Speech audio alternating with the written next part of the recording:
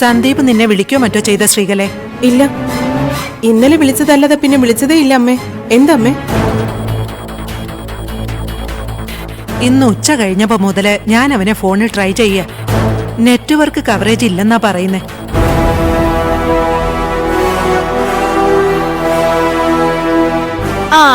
അപ്പൊ സന്ദീപ് സാറിനും പണി കിട്ടി. എല്ലാം സമ്പൂർണം. ഞാൻ പറഞ്ഞില്ലേ മാഡം, ഇതെല്ലാം ആ ദേവൂട്ടിയുടെ കൂടോത്രത്തിന്റെ ഫലമാ.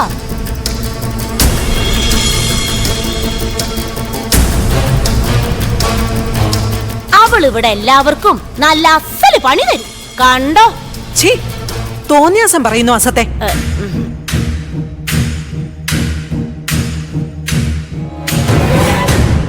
ദേവി കടാക്ഷം കിട്ടിയ ആ പാവം പെണ്ണിനെ കുറിച്ച് അനാവശ്യം പറഞ്ഞാലുണ്ടല്ലോ, നിന്നെ ഞാൻ വച്ചേക്കില്ല. കുശുമ്പ് കുഞ്ഞായ്മയും പറഞ്ഞ് മറ്റുള്ളവരുടെ മനസ്സിൽ വിഷം കുത്തി വെക്കാതെ വേറെ വല്ല ജോലിയും പോയി നോക്ക്.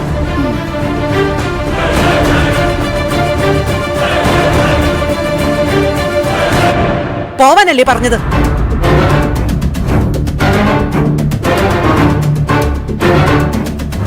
ഏഷണിയും കൊതിയും നുണയും പറഞ്ഞ് ജീവിക്കുന്നവരുടെ വാക്ക് കേട്ടാലേ അതിന്റെ കുഴപ്പം നിങ്ങൾക്ക് തന്നെയായിരിക്കും.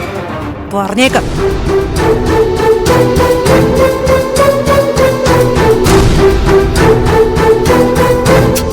വേണ്ട, ദേവൂട്ടിയുടെ അടുത്തേക്ക് പോവണ്ട.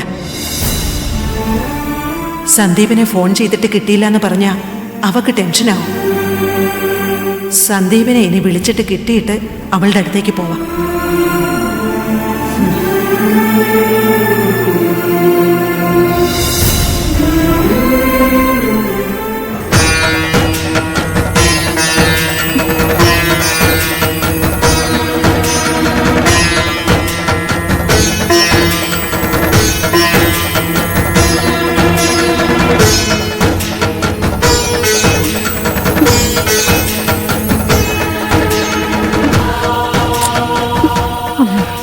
ദേവി,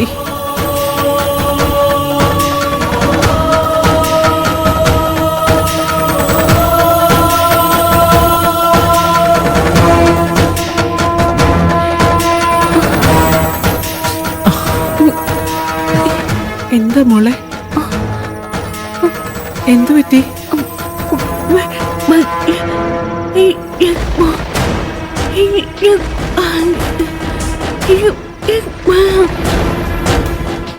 മോളെ, ലളിത സഹസ്രനാമം തെറ്റിപ്പോകുന്നെന്നോ? എനിക്ക് മനസ്സിരുത്തി പ്രാർത്ഥിക്കാൻ പറ്റുന്നില്ല. എന്തൊക്കെയോ അശുഭ ചിന്തകള് മനസ്സിൽ തോന്നുന്നത് പോലെ. മോള് മനസ്സിരുത്തി നാമം ജപിച്ചോളൂ.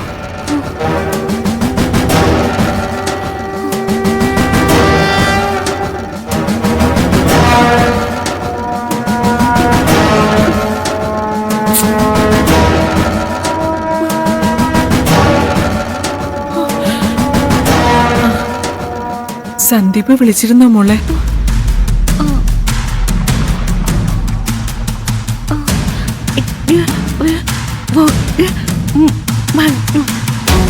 സാരമില്ല മോളെ, യാത്രയിലായതുകൊണ്ടാവും മോൻ വിളിക്കാത്തത്. നമുക്കെന്തായാലും നാളെ രാവിലെ ഇവിടെ അടുത്തുള്ള ദേവീക്ഷേത്രത്തിൽ പോയെന്ന് പ്രാർത്ഥിക്കാം. അപ്പോ മനസ്സിലെ ഈ അസ്വസ്ഥതയൊക്കെ അങ്ങ് മാറും.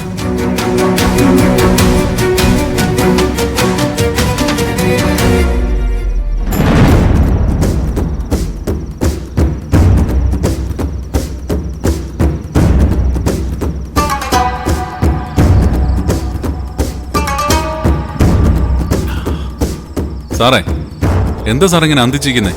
ഒരെണ്ണം ഒഴിക്കട്ടെ? ഏയ് വേണ്ട, വന്നേ വാ.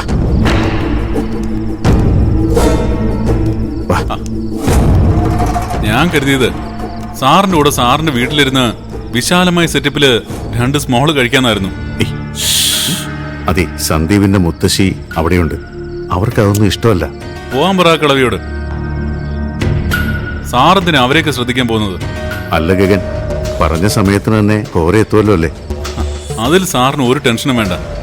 കൃത്യസമയത്ത് ഘോര ഇവിടെ വരികയും ചെയ്യും, കാര്യങ്ങളെല്ലാം പറഞ്ഞ പോലെ നടക്കുകയും ചെയ്യും. ആ